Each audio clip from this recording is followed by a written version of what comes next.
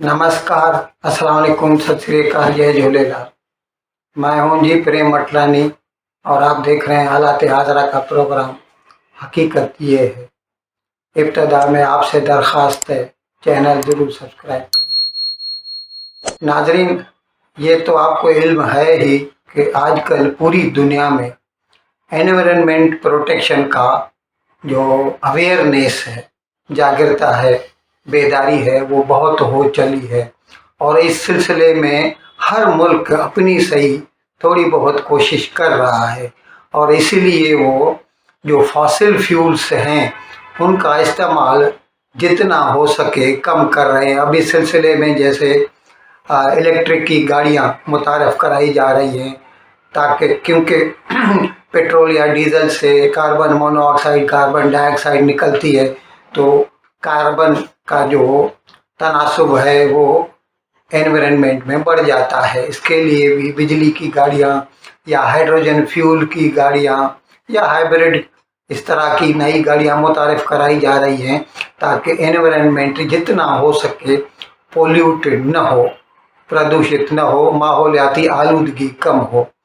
अब इस सिलसिले में हर जगह बिजली पैदा करने के जो तरीके हैं उनमें भी सुधार लाया जा रहा है। जैसे कि अब तक हम लोग ज़्यादा तौर पर कोयले से बिजली पैदा करते हैं, जिसे थर्मल बिजली घर करते हैं। कोयला जलाते हैं, फिर उससे बिजली पैदा होती है, एनर्जी जो है तब्दील होती है गर्मी से इलेक्ट्रिसिटी में। लेकिन अभी कुछ सालों से ये जो बेदारी आ गई है हम लोगों में, तो अब सोलार पावर जनरेटर बनाए जा रहे हैं, विंड जनरेटर्स बनाए जा रहे हैं।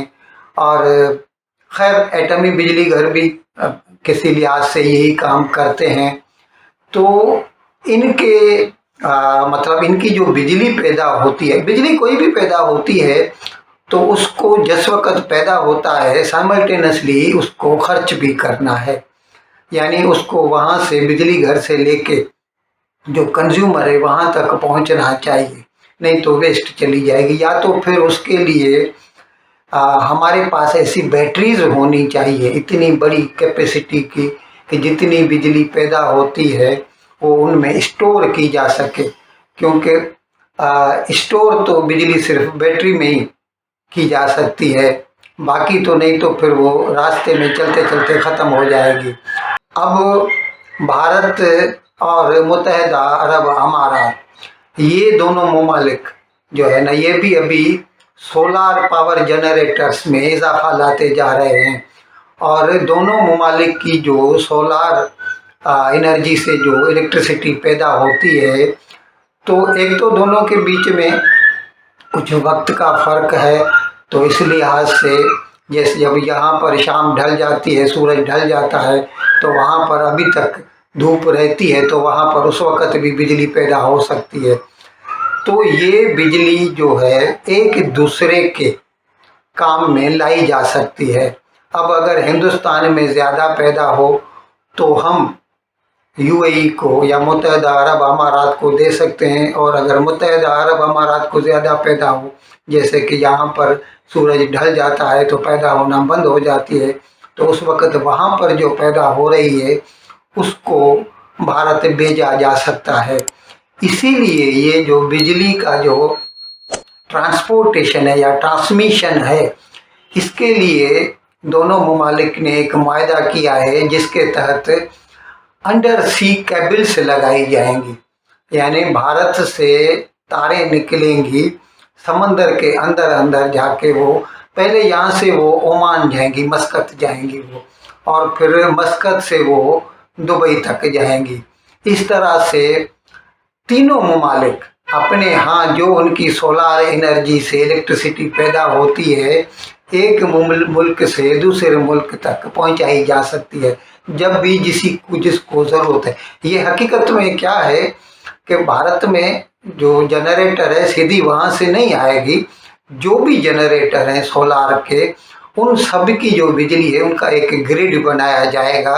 वो भारत में एक ग्रिड है जहाँ पर वो बिजली आएगी, और वहाँ से इसी तरह ओमान में भी और मुत्तहिदा अरब अमारात या दुबई में भी एक ग्रिड बनाया जाएगा सोलार इलेक्ट्रिसिटी का, और फिर उस ग्रिड में जो बिजली होगी कभी भी वाफर होगी तो वो अंडर सी केबल के ज़रिए बाकी दो ममालिक तक यानी ओमान तक या भारत तक, या इसी तरह भारत में ज़्यादा होगी तो भारत मुत्तहिदा अरब अमारात को भेज सकेगा, और इस तरह बिजली का ज़्यादा होने से मतलब बच जाएंगे।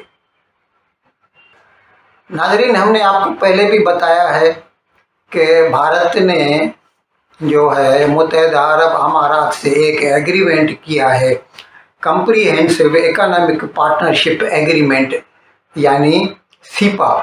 इसके तहत हकीकत में ये एक किस्म का फ्री ट्रेड एग्रीमेंट है, जिसमें भारत की जो मसनूआत हैं, जो भारत की प्रोडक्ट्स हैं, और जो मुत्तहिदा अरब अमारात की यानी यूएई की जो प्रोडक्ट्स हैं, दोनों को एक दूसरे को इंपोर्ट एक्सपोर्ट किया जाएगा। या तो बहुत सारी चीज़ों पर तो कोई इंपोर्ट ड्यूटी नहीं लगेगी, कोई कस्टम ड्यूटी नहीं लगेगी, और अगर लगेगी भी तो वो नॉमिनल होगी, फॉर नेम सेक होगी। तो इस तरह क्या है कि दोनों ममालिक के जो भी व्यापारी हैं, इंपोर्टर या एक्सपोर्टर हैं, वो कोशिश करेंगे कि हम एक दूसरे से खरीदें, क्योंकि दूसरे मुल्क से खरीदेंगे तो उनके ऊपर इंपोर्ट ड्यूटी लगेगी, और अगर दुबई से खरीदेंगे तो नहीं लगेगी। इसी तरह दुबई वाले फिर अगर भारत से खरीदेंगे तो उनको वो इंपोर्ट ड्यूटी नहीं भरनी पड़ेगी। तो इस तरह दोनों ममालिक का बिजनेस, जब से ये तकरीबन 7-8 माह हो गए हैं इसको एग्रीमेंट किए हुए, बिजनेस बहुत बढ़ चुका है।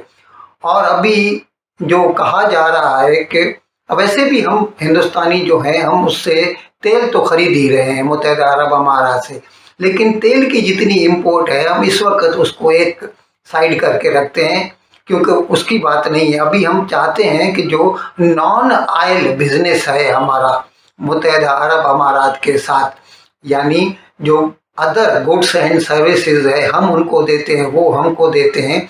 इसके लिए अभी कहा जा रहा है कि इंशाल्लाह अगले 7 साल में यानी 2030 तक हम दोनों का जो बिजनेस है non oil import and export जो है $100 बिलियन तक उम्मीद है पहुंच जाएगा। इन अल्फाज के साथ मैं आज का प्रोग्राम ख़त्म करने की आपसे इजाज़त चाहता हूं, लेकिन विदाई लेने से पहले एक मरतबा फिर आपसे मेरी दरख्वास्त है कि जिस किसी साहब या साहिबा ने अब तक हमारे इस चैनल को सब्सक्राइब नहीं किया, अज़राए करम इसको जल्द से जल्द सब्सक्राइब करें, प्रोग्राम को लाइक करें, शेयर करें और घंटी का बटन दबाना न भूलें। बहुत बहुत शुक्रिया। खुदा हाफिज़।